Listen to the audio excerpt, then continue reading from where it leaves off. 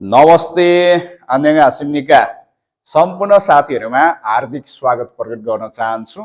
यतिखेर हामी कोरियन भाषा अन्तर्गतको बेसिक क्लासमा रहेका छौं र आज हामी कोरियन भाषा सिकाइको पहिलो दिनमा रहेर चाहिँ हामी कोरियन भाषा अध्ययन गर्दै छौं साथीहरु। अब धेरै साथीहरुले कोरियन भाषा कस्तो हुन्छ भनेर जिज्ञासा पनि राख्नु भएको छ र आज हामी कोरियन भाषाको डे 1 मा पहिलो क्लासमा हामी उपस्थित भइसकेका छौं। आज हामीले कोरियन भाषामा जम्मा 40 वटा अक्षर हुन्छ हैन त। जम्मा हाम्रो कोरियन भाषाको लिपि भनेको 40 वटा अक्षरबाट नै हाम्रो शब्द निर्माण प्रक्रियाहरू हुन्छ। जस्तै हाम्रो नेपालीमा व्यञ्जन वर्ण क देखि ज्ञ सम्म 36 वटा भए जस्तै यहाँ हाम्रो कोरियनमा पनि ग देखि च सम्म जम्मा 19 वटा अक्षर हुन्छ भने स्वर वर्ण चाहिँ हाम्रो जम्मा 21 वटा हुन्छ है। त्यो गरेर हाम्रो कतिवटा जम्मा अक्षर हुन्छ त 40 वटा अक्षर हुन्छ भने आज हामीले छाउम सिक्दै छौं। कोरियन भाषाको पहिलो दिन एकल व्यञ्जन वर्ण चाहिँ हामीले अध्ययन गर्दै छौं साथीहरु। हेरौं के भन्ने रहेछ त अक्षरलाई भन्ने विषयमा हामी अध्ययन गर्दै छौं।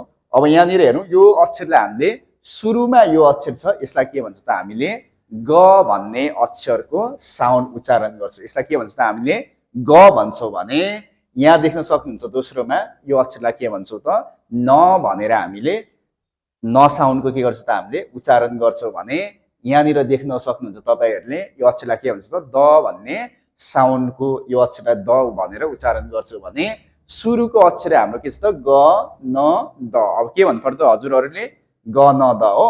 ग लाई कसरी लेख्ने भन्ने विषयमा अब हामीले के गर्ने त यहाँनिर हेर्नु सीधा धर्का तान्ने हो। सीधा धर्का तान्ने त्यसलाई के गर्ने त उँधो तान्ने दोस्रो स्टेपमा हो। के गर्ने त यसरी हामीले सीधा तानेर तल लेखेर के गर्न सक्छ त ग भन्ने अक्षर लेख्न सक्छ। फेरि हामीले सीधा तान्ने यसलाई पनि फेरि के गर्ने त तल तान्ने हो। सीधा तान्ने फेरि यसलाई के गर्ने तल तान्ने भयो भने हाम्रो के भयो त ग हो। तपाईहरुले धेरै पटक यसरी के लेख्नु पर्छ ग भन्ने शब्दको लेख्नु पर्यो। सीधा सुरुमा के छ त हाम्रो यो अक्षरलाई के उच्चारण गर्ने तपाईहरुले ग भन्ने अक्षरको उच्चारण गर्ने ग साउन्ड। यसलाई धेरै पटक लेख्ने 10-12 पटक लेख्ने ग भनेर हामीले यसलाई चिन्ने हुने भने यो अक्षरलाई छ यसलाई के भन्नु पर्छ हामीले न शब्दको उच्चारण गर्ने। यसलाई के भन्छ न भन्ने शब्दको उच्चारण गर्ने। यसलाई हामीले इंग्लिशको जस्तै याल जस्तै लेख्न सक्छौं हो। यसरी हामीले सीधा लेखेर हामीले यो अक्षरलाई उच्चारण गर्न सक्छौं। यसलाई के भन्नु पर्छ तपाईहरुले न भन्नु पर्यो ग न। अब फेरि द छ द लाई के गर्नु पर्छ यो तरिकाले हामीले लेख्नु पर्यो हो। अब याललाई यो न जस्तोलाई लेखेर माथि हामीले यति नै तान्दियौ भने हाम्रो के हुन्छ त यो द भन्ने अक्षर बन्छ है। अब हामीले के गर्नु पर्छ यो तरिकाले 10-8 पटक प्र्याक्टिस गर्नु पर्यो द भनेर। अब हामीले कतिवटा अक्षर पढ्यौ त ग न द कतिवटा 3 वटा अक्षर। अब हामीले धेरै पटक के भन्छ ग न द ग न द ग न द भनेर के गर्नु त यसलाई अभ्यास गर्ने हो। अब हामीले हेरौं ग न द पछि के आउँछ त द पछि हाम्रो के अक्षर छ र भन्ने अक्षर छ हो। द पछि हाम्रो के भन्ने अक्षर रहेछ त र। अब यो अक्षरलाई हामीले के भन्नु पर्छ त र भनेर चाहिँ के गर्ने त अभ्यास गर्ने हो। अब फेरि यसलाई पनि र भन्ने अक्षरलाई पनि के गर्नु पर्छ यो तरिकाले हामीले लेख्नु पर्यो हो। यसरी के गर्ने त हामीले र भन्ने अक्षरलाई पनि लेख्दै जाने हो। अब हामीले कतिवटा अक्षर लेख्यौ 4 वटा ग न द र ग न द र। तपाईहरुले सबभन्दा पहिले यो 4 वटा अक्षरलाई सम्झिने। जस्तै हाम्रो सुरुको लेटरलाई के भनेको छौं त हामीले ग भनेको छौं भने त्यसपछि हामीले के भन्छ त न भनेको छौं। त्यसपछि अर्को हामीले के भन्छ द भनेको छौं भने अर्को अक्षरलाई के भन्छ र भन्छ। हामीले कतिवटा लेटर पढ्यौ त 4 वटा। यसलाई के भन्छ त ग न द र ग न द र। अब हामीले यो सूत्रै सम्झेर पढ्ने हो। के भन्ने त ग न द र के भन्ने त ग न द र ग न द र भने तपाईहरुले के गर्ने त याद गर्ने हो। यो 4 वटा अक्षरलाई के भन्छ हामीले ग न द र ग न द र। धेरै भन्दा धेरै पटक के भन्छ ग न द र ग न द र ग न द र। तपाईहरु नआउन्जेलसम्म कण्ठ पार्ने यही 4 वटा अक्षरलाई मात्र के गर्ने त कण्ठ पार्ने। कसरी कण्ठ पार्ने ग न द र ग न द र। तपाईहरु क्रमिक रूपमा भनेको भने गर्ने।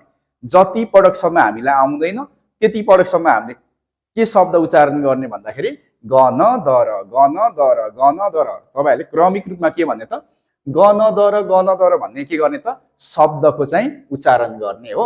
यसरी के गर्ने त ग न द र ग न द र भन्ने शब्द तपाईहरुले उच्चारण गर्ने। अब हामीले यसलाई धेरै भन्दा धेरै पटक लेख्ने यो 4 वटा अक्षरलाई कम्ती पनि 15-20 पटक लेख्ने ग न द र ग न द र। ग लाई पनि हामीले के गर्ने त यसलाई नि ग ग ग ग ग भन्दै लेख्ने। फेरि हामीले यसलाई के गर्नु त नलाई पनि यसरी न न अब यो न भन्ने अक्षरलाई पनि यसरी लेख्नु पर्यो। फेरि अब हाम्रो के छ त यो द भन्ने अक्षरलाई पनि के गर्ने त यसरी द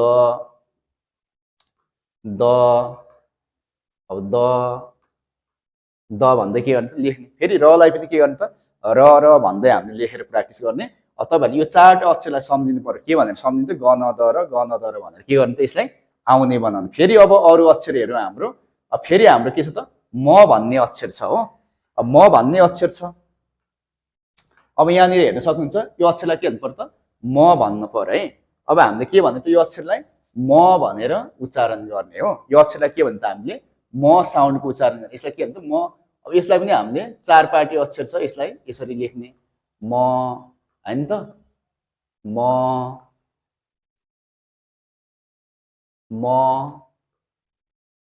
भनेर के गर्ने त हामीले यो अनुसारले लेख्दै जाने म लेख्ने हो।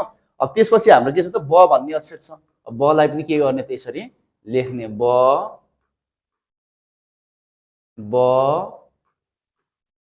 भनेर तपाईहरुले के गर्ने लेख्ने।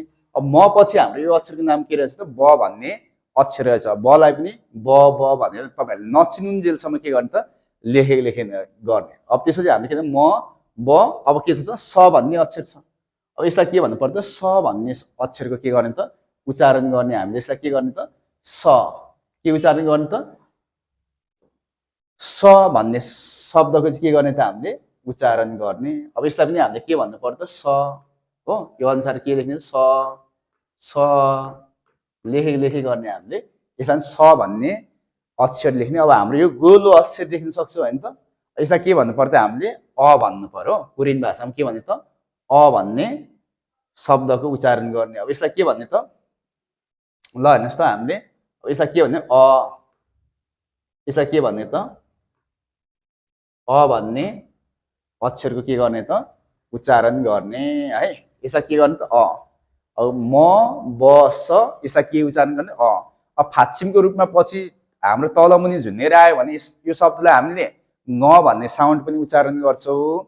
अहिलेको लागि चाहिँ हामीले के गर्नुपर्छ यसलाई अ भन्ने शब्दको के गर्ने त उच्चारण गर्ने। हामीले अहिले के गर्छौँ यसलाई अ भन्ने साउन्डको के गर्छौँ त उच्चारण गर्छौँ भने पछि फाच्छिमको रूपमा आयो भने चाहिँ हामीले के उच्चारण गर्छौँ त न भन्ने अक्षरको रूपमा हामीले उच्चारण गर्छौँ। अब जस्तै हामीले अघि के भन्ने त ग न द र भन्ने चारवटा अक्षर याद गरेको थियौँ भने फेरि अहिले हामीले चारवटा अक्षर म ब स के भनेर याद गरेको त म ब स। अब हामीले यसलाई पनि हामीले सूत्र बनाउने। जस्तै चारवटा अक्षरलाई फेरि तपाईहरुले के गर्ने त आउने बनाउने। अब के भन्नु पर्छ यसलाई म त्यसपछि हाम्रो के परेको छ त ब स त्यसपछि हामीले यसलाई के भन्नु अ।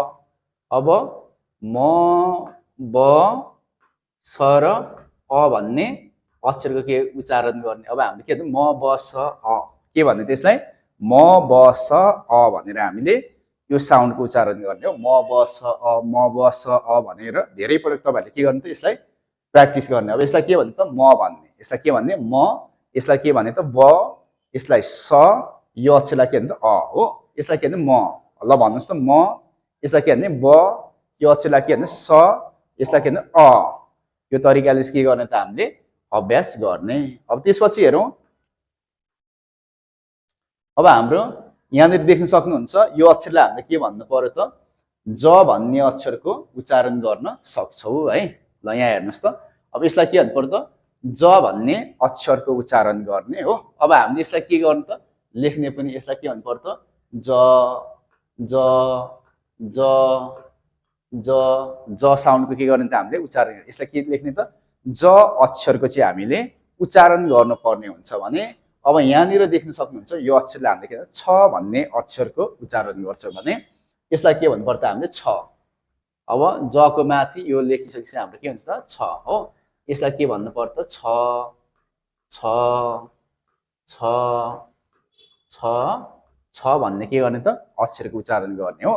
अब यसलाई के भन्नु पर्छ ज भन्ने अक्षरको उच्चारण गर्ने भने यो अक्षरलाई के गर्ने त छ भन्ने अक्षरको उच्चारण गर्ने भने अब यहाँनिर देख्न सक्नुहुन्छ यो अक्षरले हामीले के उच्चारण गर्ने त ख भन्ने शब्दको चाहिँ हामीले उच्चारण गर्ने। ल यसरी हामीले के गर्नुपर्छ ख ख ख अब के गर्नुपर्छ ख भन्दै हामीले तपाईहरुले नजानुन्जेलसम्म के गर्ने त यो अक्षर लेखेर पनि प्र्याक्टिस गर्ने हामीले के पर्यो त अ ज ख के पर्यो त ज ख ज छ ख पर्यो हो के पर्यो त हामीले यो अक्षरलाई के उच्चारण गर्ने त हामीले ज साउन्ड उच्चारण गर्ने भने यो अक्षरलाई हामीले के गर्ने त छ साउन्डको उच्चारण गर्ने र यो अक्षरलाई हामीले के गर्ने त ख साउन्डको चाहिँ हामीले के गर्नुपर्ने हुन्छ उच्चारण गर्नुपर्ने हुन्छ अब हामीले यहाँनिर देख्छौँ यो अक्षरलाई हामीले के भन्छौँ त थ भन्ने अक्षरको रूपमा के गर्न सक्छौँ त उच्चारण गर्न सक्छौँ भनेपछि अब यसलाई के भन्नु पर्छ थ अब के भन्ने त थ हो थ भनेर हामीले के गर्नु पर्छ लेख्नु पर्यो धेरै भन्दा धेरै पटक के गर्नु पर्छ हामीले यो अक्षरलाई लेख्नु पर्ने हुन्छ है यसलाई के लेख्ने त हामीले थ भन्ने अक्षर चाहिँ लेख्ने त्यसपछि अब हामीले हेर्न सक्छौँ यहाँनिर हेर्नु भने फ भन्ने अक्षर छ हो अब यसलाई हामीले उच्चारण के गर्नु पर्यो त फ भन्ने शब्दको उच्चारण गर्नु पर्यो अब यसलाई पनि धेरै भन्दा धेरै पटक के गर्नु तपाईहरुले लेख्ने यो तरिकाले के लेख्ने त फ हैन त ल यसरी हामीले लेख्न सक्छौँ यो अक्षरलाई पनि हो यसरी फ भन्ने अक्षर के गर्ने त यसरी लेख्ने हो अब हामीले ज छ ख थ फ अब हाम्रो अन्तिम व्यञ्जन वर्ण रहेको छ यसको नाम के भन्छ त हामीले ह भन्ने अक्षरको उच्चारण गर्छौँ यसलाई के लेख्नु पर्छ हामीले ह भन्ने अक्षर लेख्नु पर्यो अब के गर्ने त यसलाई पनि हामीले ह हो गोलो बनाएर माथिबाट यसरी लेख्नु पर्यो है यसलाई के साउन्ड उच्चारण गर्छौँ हामीले ह अब तपाईहरुले भन्नुस् ल यसलाई के भने ज यसलाई के भने छ यो अक्षरको नाम के हो त छ हो भने यो अक्षरको नाम के हो त ख यो अक्षरको नाम के हो त थ हो भने यो अक्षरको नाम के हो त फ यो अक्षरको नाम के हो त ह अब हामीले यसलाई सूत्र बनाएर पनि के गर्न सक्छौँ त आउने बनाउन सक्छौँ है अब हामीले अघि हामीले गन द र म बस अ भने जस्तै यसलाई पनि के भन्छ त हामीले छ अब के भन्नु पर्छ छ ज त्यसपछि यसलाई के भन्नु पर्छ छ त्यसपछि ख त्यसपछि थ त्यसपछि फ त्यसपछि के भन्नु त ह यसलाई पनि के भन्नु त ज छ ख थ फ हो ज अब हामीले के भन्छ ज छ ख थ फ ह के भन्ने त ज छ ख थ फ ह भनेर हामीले के गर्ने यसलाई सूत्र बनाउने यो तरिकाले हामीले भनेको भने लेखेको लेखे गरेर के गर्न सक्छौँ त हामीले 19 वटा अक्षरहरूलाई याद गर्न सक्छौँ अब तपाईहरुले एकपटक हेर्नुस् अब के भन्ने त हामीले यसलाई गन द र यसलाई यो अक्षरलाई के उच्चारण गर्ने ग सबैले भन्नुस् त ग भन्ने यसलाई के भने न यसलाई के भने द यसलाई के भन्छ त र भन्ने साउन्ड उच्चारण गर्ने यसलाई म यसलाई के भन्छ त ब यसलाई के भन्छ स यसलाई के भन्छ अ यसलाई के भन्छ त ज यसलाई के भन्छ त छ यसलाई के भन्छ त ख यसलाई के भन्छ त थ यसलाई के भन्छ त फ